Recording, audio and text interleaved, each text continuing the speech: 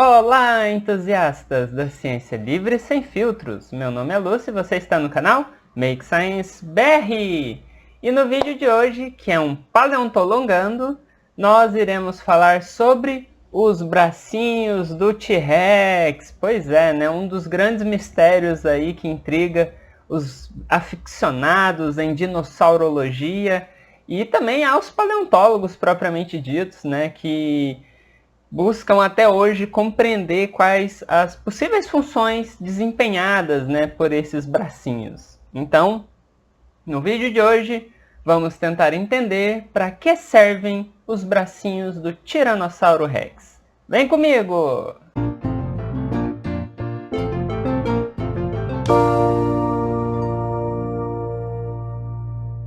Olá, pessoas! Bom, como falei, no vídeo de hoje vamos falar um pouquinho sobre os bracinhos do T-Rex, né?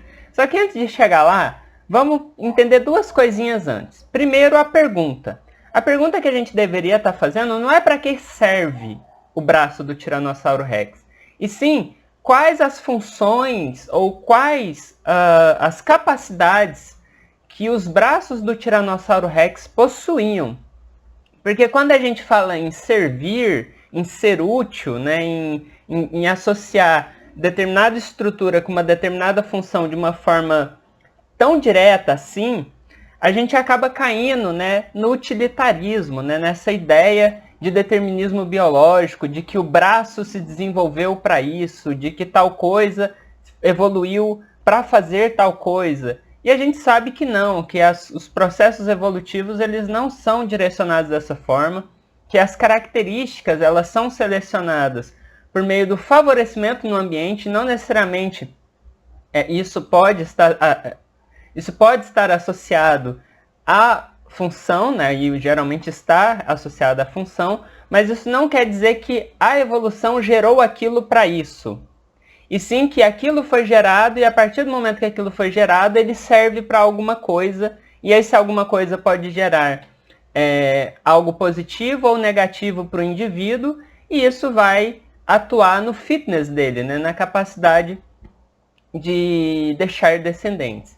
Então, para entender um pouquinho melhor essa questão sobre evolução, assiste esse vídeo aqui e volta para cá que a gente continua. Então, entendido isso, a pergunta mais adequada que a gente poderia fazer não é para que serve, e sim quais possíveis funções os bracinhos do T-Rex poderiam desempenhar. Dito isso, a gente precisa entender ainda uma outra coisa, que é a plausibilidade inicial de uma coisa, que eu eventualmente vou fazer quando eu fazer o vídeo da Bayesiana, e da parcimônia também, eu vou acabar falando sobre isso. E também a questão da evidência total. Sobre a questão da evidência total, a gente tem um vídeo aqui no canal, prontinho para vocês irem lá assistir e compreender essa importante questão filosófica que existe e que não é cumprida na maioria das ciências, principalmente dentro da biologia sistemática. Então a gente precisa sempre ficar atentos a isso. Então vamos lá. Com relação à plausibilidade inicial, a plausibilidade inicial ela vai nos dizer o quanto a nossa hipótese é capaz de explicar a pergunta que a gente está fazendo, baseada, né, nas evidências que a gente tem para propor essa hipótese. Então a gente vai avaliar o quanto dessas hipóteses, ou melhor dizendo, o quanto dessas evidências que geram essa hipótese vão nos auxiliar a sustentar a hipótese que a gente está propondo. Então, a gente não está falando de teste quando a gente fala de plausibilidade inicial. A gente está falando de suporte. Um tipo de suporte que não envolve teste, que é o suporte da proposição da hipótese.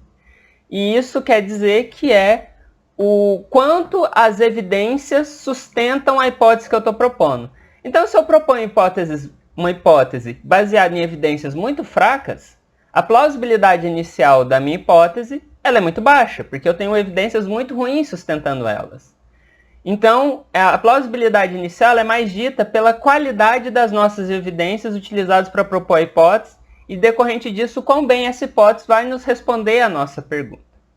Antes de eu continuar, deixa eu vir aqui para o cantinho, que eu já estava me esquecendo, que vai começar a aparecer coisinhas aqui. Então, alô Pirula, te copiando aí, desculpa. Então a gente vai continuar.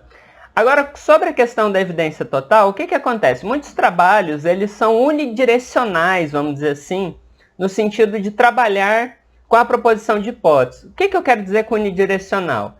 Eles pegam uma linha de evidências e trabalham só com ela, sendo que, na verdade, pelo requerimento da evidência total, a gente deveria trabalhar com todas as evidências disponíveis que são relevantes para a pergunta que a gente está fazendo e, consequentemente, pode alterar de uma forma positiva ou negativa, né, benéfica ou não, a hipótese que a gente está propondo.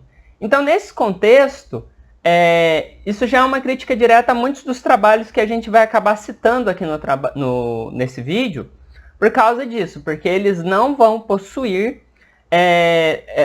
interesse ou capacidade ou, enfim, não cumprem o requerimento da evidência total. No artigo que a gente vai apresentar, ele meio que tenta cumprir um pouco disso, mesmo sem saber, e por isso que eu trouxe esse artigo, porque ele tenta unir várias das linhas de evidência para dizer a plausibilidade inicial das hipóteses, das diferentes hipóteses que existem para as funções desempenhadas pelo bracinho do T-Rex. Então, isso é muito importante porque isso é a fundamentação filosófica do artigo, que não existe no artigo. Não sei se o autor ele tinha total consciência de todas essas etapas, de todas essas questões que a gente está falando, mas de uma forma ou outra ele foi capaz de chegar bem perto de suprir esses pré-requisitos filosóficos que são fundamentais para fazer uma ciência boa de qualidade. O Tiranossauro Rex ele é um dinossauro terópoda celurossauria Titanosauride.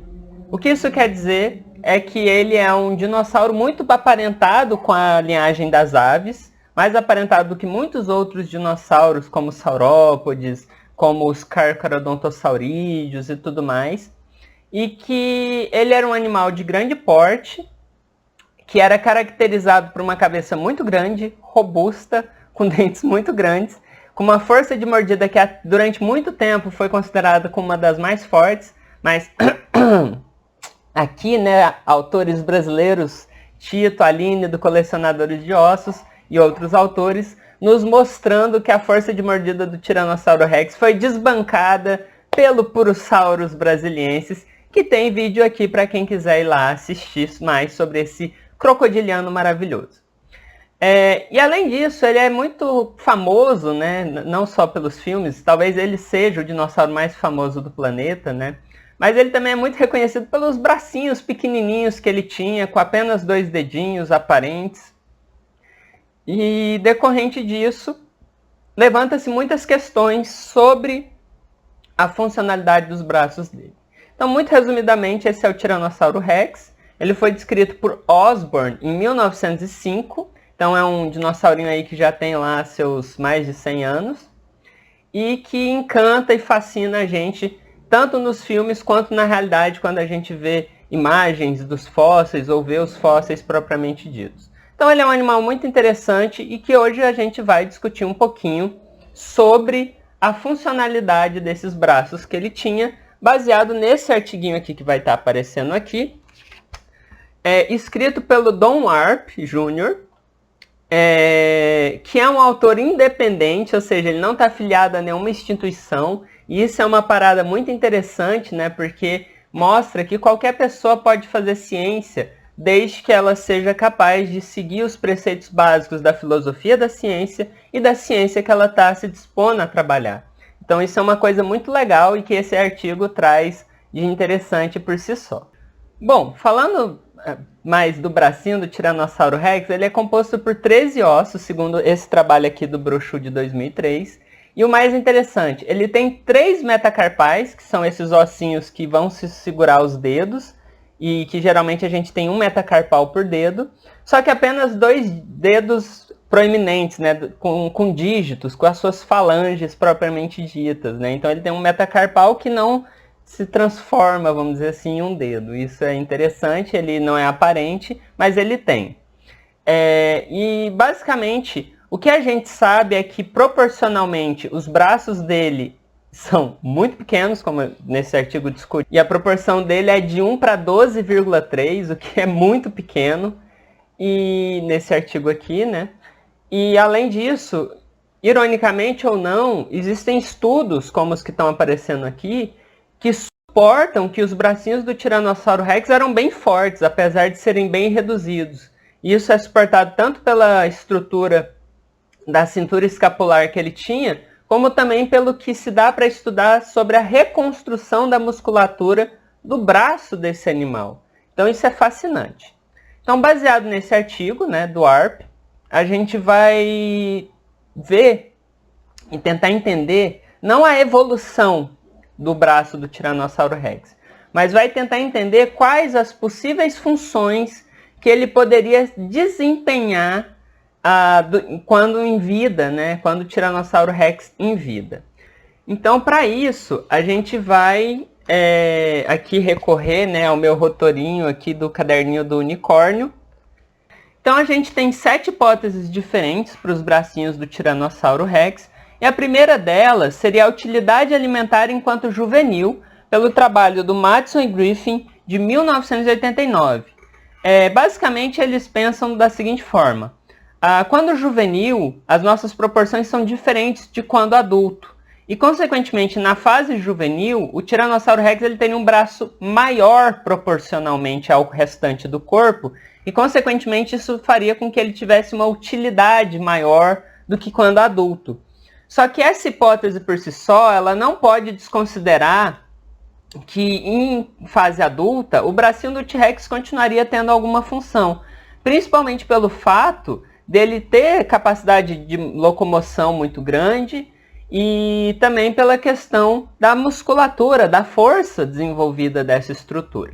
Então essa é a primeira hipótese. A segunda hipótese é levantamento do corpo, que seria por Newman, 1970, que seria uma forma de auxiliar o Tiranossauro Rex quando ele estivesse em posição caída ou deitada. Então os bracinhos ajudariam a levantar parte do tronco e a partir disso ele conseguiria se erguer. A terceira hipótese é reprodução, por Osborne e Brown, 1906, em que os bracinhos ele poderia fazer algum movimento ou segurar a fêmea durante o ato reprodutivo. Isso pode vir a ganhar um pouquinho mais de suporte caso os braços dele fossem penosos, né, tivessem estruturas penosas, e aí realmente ele poderia usar esses bracinhos como alguma forma de chamariz durante os cortejos e tudo mais. A gente tem a hipótese da sinalização, né, por Rhodes 2007, que poderia ser relacionada aos atos reprodutivos de sinalização, mas também poderia ser comportamentos agonísticos, para que eles não precisassem enfrentar um ao outro, um rival, ou marcar territórios e tudo mais. Então, algum tipo de sinalização. A gente tem a hipótese de segurar presas, por Carpenter e Smith, 2001, suportado pelo trabalho de Lipkin e Carpenter, 2008. Então, os bracinhos eles seriam úteis para, depois que o Tiranossauro Rex morde o animal, ele abraçaria, né, um pedaço desse animal e ajudaria a segurar, então, por uma fonte de apoio maior, né? Então, seria uma alternativa. Segundo os autores Krause e Robson, 2013, esses bracinhos teriam a função de derrubar ceratopsídeos. Então ele usaria o bracinho para empurrar, né? Vinha correndo e usava os braços para empurrar os ceratopsídeos quando em posição de repouso ou desatentos. E assim ele teria uma maior vantagem, né, no confronto contra esses animais e assim conseguiria consumir eles. E por fim, ele usaria os braços, por causa das suas garras, como forma de arranhar mesmo, né? Fatiar, estilhaçar, estraçalhar, segundo o trabalho de Stanley, 2017. Então, como material e método para testar cada uma dessas 7 hipóteses, o autor ele desenvolveu um modelo de perguntas. Então, ele vai fazer 8 perguntas e a partir dessas perguntas ele vai criar uma resposta modelo baseada no conhecimento anatômico e funcional que a gente tem do Tiranossauro Rex. E a partir disso, a gente vai poder, depois que respondida todas essas perguntas, a gente vai poder confrontar as respostas modelos com as diferentes hipóteses para ver se essas hipóteses se relacionam ou não, se correlacionam ou não com as respostas modelos, que são aquilo que a gente já sabe que ele seria capaz de fazer ou não, e a partir disso validar ou não as hipóteses. Então, quando uma hipótese bate com todas as respostas modelo, a gente considera como plausível esse comportamento. Quando não bate em um não bateu, já é o suficiente para a gente excluir, e aí muda a justificativa, mas já é suficiente para a gente excluir essa hipótese como plausível. E caso a gente bata em alguns pontos, mas tenha dúvidas sobre alguns outros, a gente deixa como é necessário mais estudos. Então esse é o material e métodos que ele desenvolveu, que eu considero muito legal, muito interessante, e que nos mostra um pouco como a gente pode confrontar, né, e entre aspas, calcular a plausibilidade inicial das hipóteses que a gente está propondo. Então, vamos lá, eu vou continuar usando o caderninho aqui, porque aqui tem as perguntas, né, e as respostas modelo. Então vamos lá. A primeira pergunta é: o uso dos bracinhos está em acordo com o T-Rex ser um carnívoro? A resposta modelo é sim, porque independente dele ser um predador ativo ou um carniceiro, como alguns trabalhos, por exemplo esse daqui, apontam, ele seria um animal que se alimenta de carne. Então, sim, a resposta modelo é sim. A segunda: a hipótese reconhece o uso adulto, apesar de sugerir um uso juvenil? A resposta também é sim, a resposta modelo é sim, porque embora a gente consiga estabelecer funções para os juvenis, a gente ainda precisa reconhecer como essas funções se manteriam ou se modificariam na fase adulta, uma vez que os braços seguem funcionais na fase adulta. Terceira pergunta: a hipótese precisa que o braço alcance a boca? A resposta modelo é não, porque o braço não alcança a boca, mesmo que ele abaixasse a boca para a direção dos braços. A hipótese precisa que os braços alcancem um ao outro, bater palminha? Se sim, já não dá, né? Então, a resposta modelo é não, porque os braços também são tão pequenos que eles não alcançam um ao outro. A hipótese se baseia em flexão ao invés de extensão? A resposta é sim, porque segundo alguns estudos biomecânicos, né, relacionados justamente à força do braço do Tiranossauro Rex, a força dele reside na flexão, ou seja, né, no ato de fazer a flexão, e não no ato da extensão. Então, no ato de flexionar. Sexta pergunta: ele precisa agarrar? A resposta modelo é não, porque o movimento do braço e o fato dele ter 2 dedos e as garras não serem tão curvas indicam que ele seria um péssimo agarrador. 7. Precisa de mais de 2 dedos? A resposta modelo é não, porque ele não tem mais de 2 dedos, embora ele tenha 3 metacarpais, como a gente comentou no começo do vídeo. E precisa levantar mais de 199 quilos? A resposta modelo é não, porque a capacidade máxima de erguer coisas com os bracinhos dele, segundo os trabalhos indicam, é de 199 quilos, o que é forte pra caramba.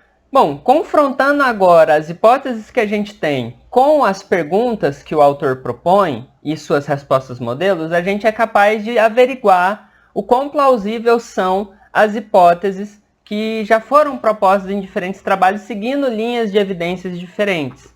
Então a gente começa pela alimentação enquanto juvenil, e a resposta é não plausível, porque a hipótese ela não reconhece uma função enquanto adulto, então reconhece uma função exclusivamente para juvenil e não reconhece uma função para adulto, e talvez fosse necessário que o braço alcançasse a boca. Então isso torna mais difícil de ser plausível. A segunda hipótese, né, de levantar o corpo, a questão das perguntas, né, de ser juvenil e ser carnívoro não se aplicam, e na verdade com relação a se levantar, ela não é plausível, porque a força do Tiranossauro Rex está na flexão e não na extensão, então o bracinho não seria capaz de levantar o corpo. Além também da questão de que ele precisaria levantar mais de 180 quilos. A terceira hipótese sobre reprodução ela precisa de maior desenvolvimento por causa da questão do agarrar e da capacidade de levantamento de pesos. A de sinalização ela é plausível, porque nenhuma das perguntas e suas respostas modelos vão contra os pré-requisitos necessários para a sinalização. A de segurar uma presa também é plausível, tanto por causa da força, quanto também por causa das garras e da funcionalidade dos braços do Tiranossauro Rex. De derrubar os ceratopsídeos é necessário maior desenvolvimento por causa da questão de entender se a força que o bracinho do Tiranossauro Rex tem é suficiente para derrubar um tiranossauridio. E o de arranhar, ela é plausível, porque o braço do Tiranossauro Rex ele tem as garras, a força e a mobilidade suficiente para gerar essas arranhaduras, né? Esses arranhões. E existem registros fósseis que marcam, que tem ossos, né, marcados com esses arranhões. Então, com isso, a gente consegue concluir que a gente não sabe qual a função exclusiva e única do braço do Tiranossauro Rex, porque isso não existe. O que a gente sabe é que os braços dele poderiam ser utilizados para pelo menos 3 funções diferentes relacionadas à sinalização, a segurar presas e a arranhar animais. As outras, como por exemplo, derrubar ceratopsídeos e utilização na reprodução, elas precisam ser melhor desenvolvidas por estudos futuros. Mas a gente já sabe que os braços não têm uma função apenas para juvenil, ela não serviria para levantar o corpo do animal. E basicamente é isso. Então não existe uma função única para os braços do Tiranossauro Rex. E a gente sabe, por meio da biomecânica e dos estudos osteológicos, o que ele seria capaz ou não de fazer, mais ou menos.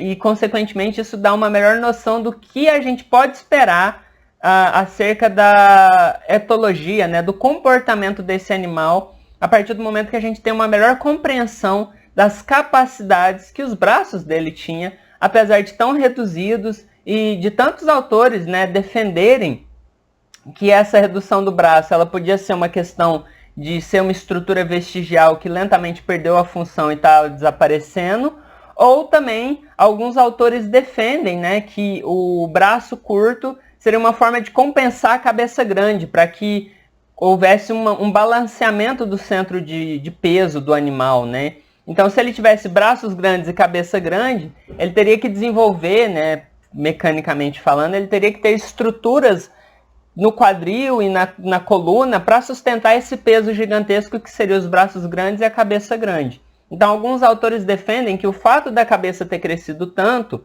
pode ter gerado um efeito secundário nos braços, levando à sua redução como uma forma de compensação desses pesos para não mover o centro de massa do animal, que fica ali mais ou menos próximo à pelvis dele. Então, pessoal, basicamente é isso. Espero que vocês tenham gostado desse artigo, espero que vocês estejam gostando desse tipo de vídeo e que vocês tenham aprendido um pouquinho mais sobre o bracinho do Tiranossauro Rex.